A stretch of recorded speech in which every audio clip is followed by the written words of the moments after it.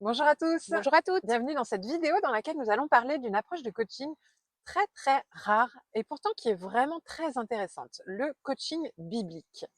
Je m'appelle Anne-Laure Dabo, je suis coach et thérapeute de couple et je suis co-dirigeante du centre de formation Zen Pro.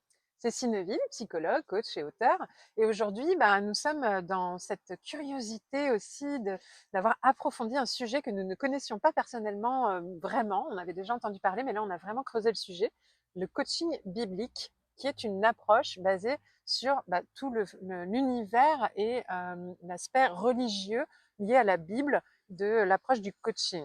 Et Donc ce qui c'est va être vraiment intéressant, intéressant. c'est que là, vraiment, on va utiliser finalement la croyance profonde d'une personne Mmh, comme d'un support mmh, mmh. et qui va amener finalement à...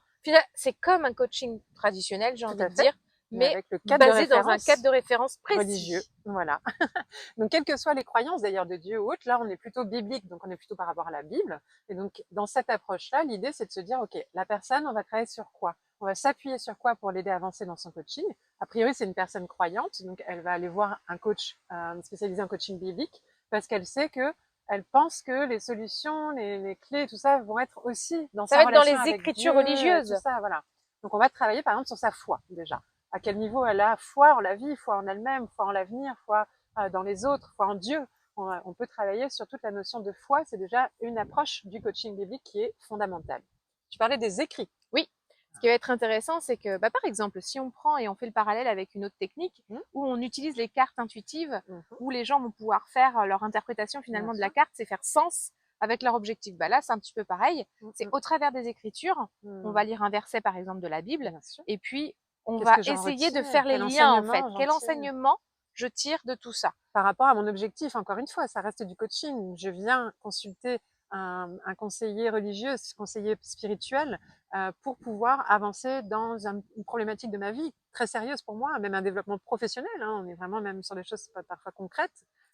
Mais je sens que c'est lié à ma relation avec Dieu, à ma foi, ou voilà, à des valeurs chrétiennes aussi. C'est important pour moi, les valeurs chrétiennes. Donc je veux en tenir compte dans mes choix, dans mes voilà, sans me sentir jugée par un coach qui n'a pas ces mêmes valeurs, par exemple.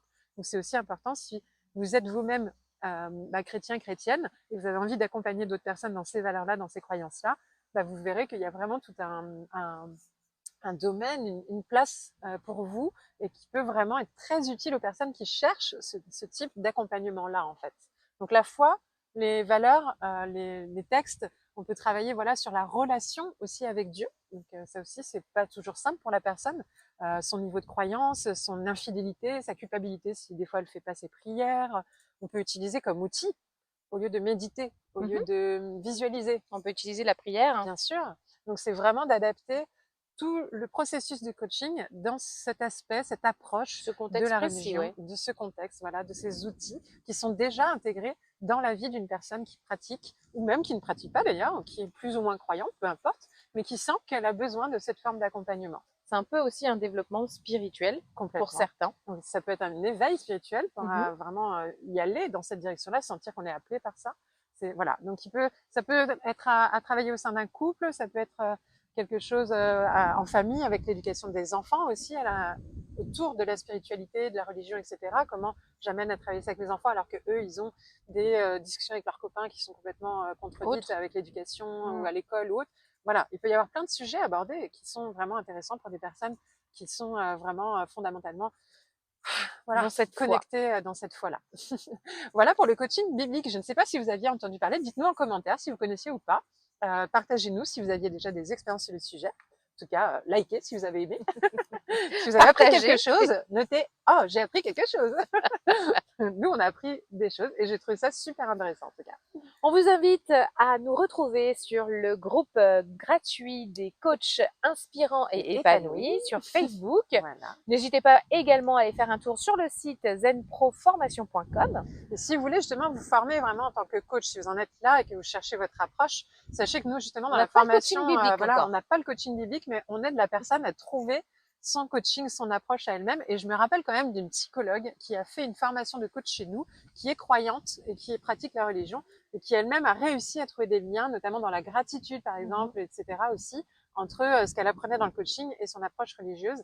Et elle avait exprimé justement qu'en tant que psychologue et coach, elle trouvait intéressant aussi de relier ça à la religion quand elle était avec des personnes qui étaient croyantes elles aussi. Donc voilà, c'est super intéressant. Donc n'hésitez pas, si vous voulez aussi, trouver votre style de coaching à vous. Dans la formation Devenir coach professionnel de Zen Pro, on vous accompagne à trouver votre style à vous. On vous dit à très bientôt. Au revoir. Et Zen Pro, c'est bien plus que ça. C'est aussi un centre de formation sur lequel vous allez pouvoir retrouver une formation pour devenir coach et encore d'autres des tas de formations pour découvrir des outils d'accompagnement. Des formations pour vous spécialiser en tant que coach pour enfants, pour ados ou pour parents, et puis aussi des outils comme la PNL, l'analyse transactionnelle ou la psychologie positive qui est notre spécialité. Mais déjà, nous sommes heureuses de pouvoir vous offrir un échantillon, une formation spécialement conçue pour vous, 3 outils d'intelligence émotionnelle à utiliser dans le cadre de vos accompagnements individuels ou de groupe que vous allez avoir offerts et à tester rien que pour vous. Vous allez pouvoir voir si du coup nos formations vous conviennent, si le format est adapté. Vous pouvez aussi venir renforcer votre réseau de professionnels au sein du groupe Facebook du réseau des coachs inspirants et épanouis. On vous dit à très bientôt. À bientôt.